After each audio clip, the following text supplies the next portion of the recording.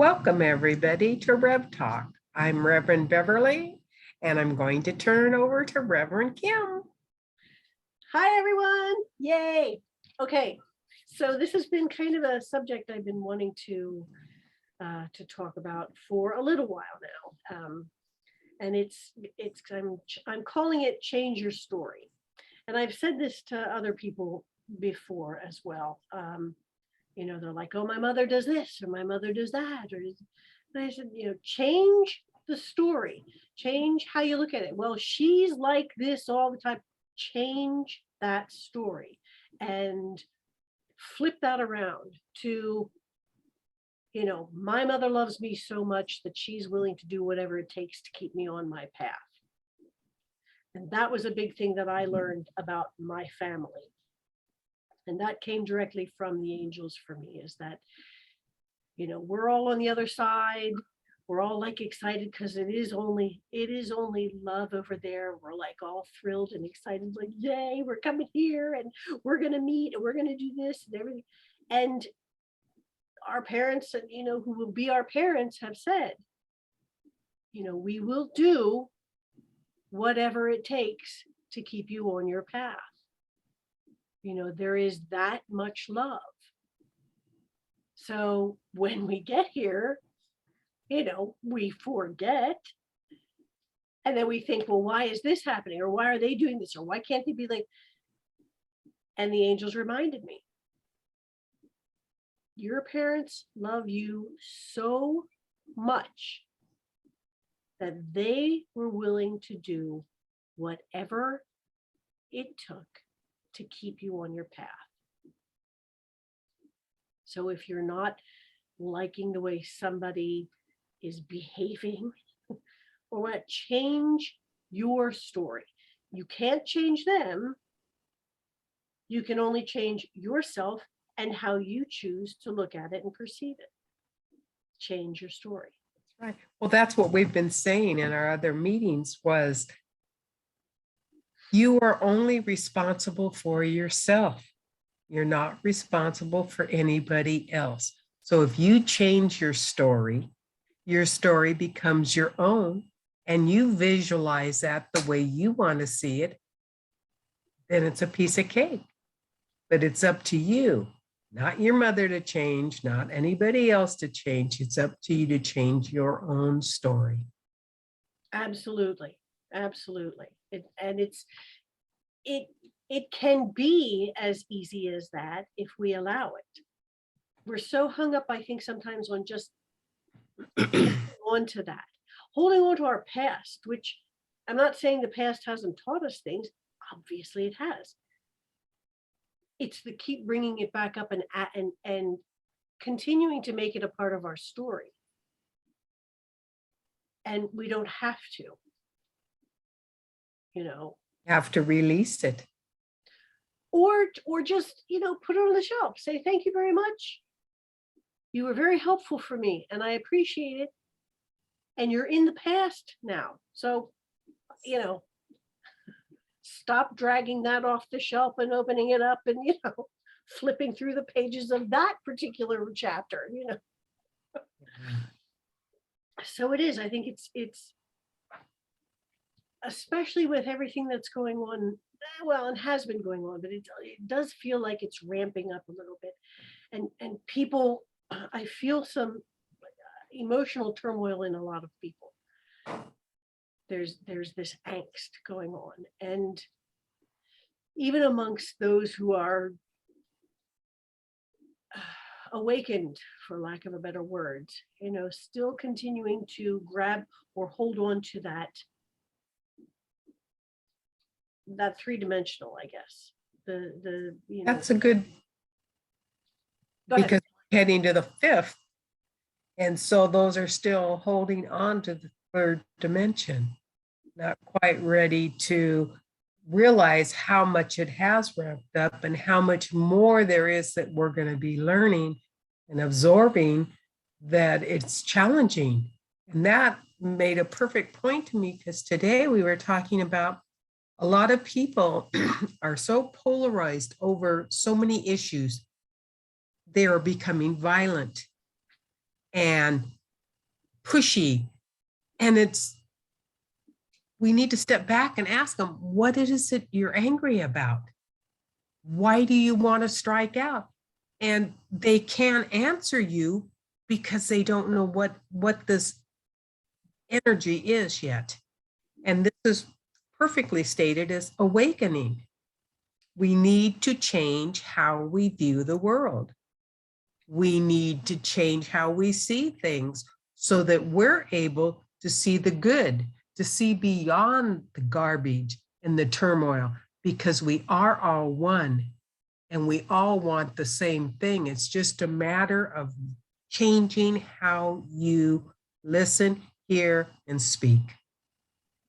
It's no one else's journey, it's only yours. So take control of it and make it what you want it to be. Exactly. And you know, even not addressing it, like you don't need to ask that person, why are you so angry? Excuse me. You need to let that person be angry and step away from the situation where you're not engaging in that. And because I think anger kind of reminds me of fire. You know, the more fuel you give it, the bigger it gets. Yeah. So the more you try to reason with somebody who is in an angry state, the more fuel you're adding to their anger, because like you said, they're frustrated. They are not understanding where all of this is coming from and where it's going. And so this is how they're reacting to it.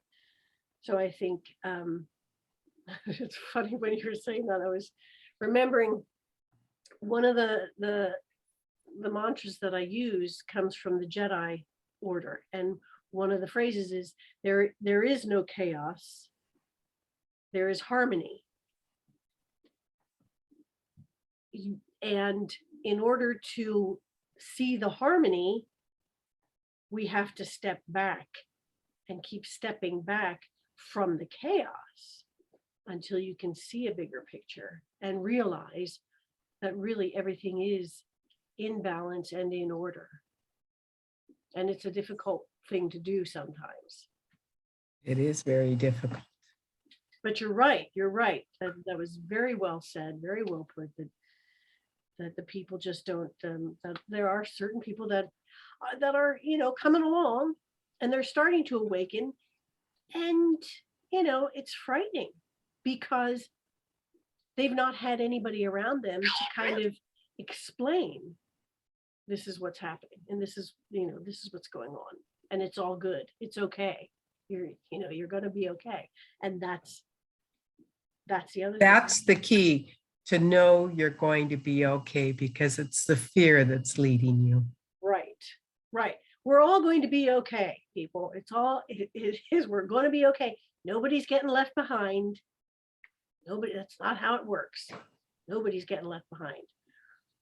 So In the book I'm studying, it talks about, and I'm probably misquoting per se, but the gist of it is, we've had Armageddons for years, and ends of worlds for years. And has anything changed? No. We have to change. We have to change how we see the world. And that is exactly what you're saying. And it's done by one person at a time. right. If you only see love, then there is only love. Right. People that are arguing and not wanting to join in, you see them, you love them, but you're not going to go down to their lower vibration. Right. Change your focus. Exactly. Where is your focus? That's, ask that question. Where is my focus? What am I focusing on here? If I'm focusing on the anger, guess what? That's what you're going to find. You're focusing on the peace, on love, on understanding and compassion. That's what's going to come through. Perfectly said. Because, and that reminds me, when you said about the Armageddon, I remember as a little girl being over at my grandmother's, my Nana Posey. And I think I told you this, we'd stay over there, for the summer, for weeks at a time. And every night, 6 o'clock news, we would sit on the couch and we'd hold hands and we'd sit there and she'd watch this, and it didn't matter what it was always something bad. And she'd always go, "It's the end of the world. It's the end of the world." And I'm like 8. And I'm thinking, oh my gosh, it's the end of the world. I haven't even lived. So I remember that, years of therapy later, it was, it's not the end of the world. Guess what? It's not. It may look that way. And that's the thing. Where's the focus? It may appear that way, but the focus on that is very, very limited. It's very narrow. When you say, oh, the whole world is on fire. Well, you really can't see the whole world, can you? Only your little part of it, which may seem like it's all on fire. The rest of the world is not. So true. Change the focus and we'll change the world. Very good. I like that. Because yes, you're absolutely right. We are that powerful. Accept the fact that we are that powerful. We can make that change. The only change we can make is with us. We are that powerful. You change yourself, you change the story, you change your focus. Exactly. And you change the energy. That is so true. I think we covered this well.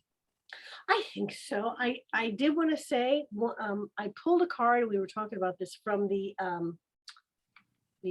Star Seeds little deck there, and the card I pulled was Magnificence. I don't know if anybody can see that or not. Looks kind of there. Yes. Okay. And it says, you are amazing, magnificent, and unique, but most importantly, you are enough. And I think that I like you are enough. Yes, that's big for me. I do have to kind of remind myself that a lot.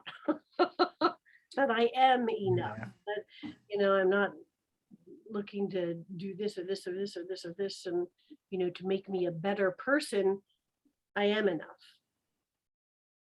You're perfectly perfect the way you are. Imperfectly perfect. Imperfectly perfect, which is the way it's supposed to be. Exactly. That's why we're here. So with that, my dear, are we complete? I am complete. Okay, so for that, I will just say to everyone, just remember this: you are enough. You are unique in all the universe. There will never be another just like you. You are powerful, cherished, and loved. And without you, the song of the universe would be incomplete. So with that, my friends, we will see you next time.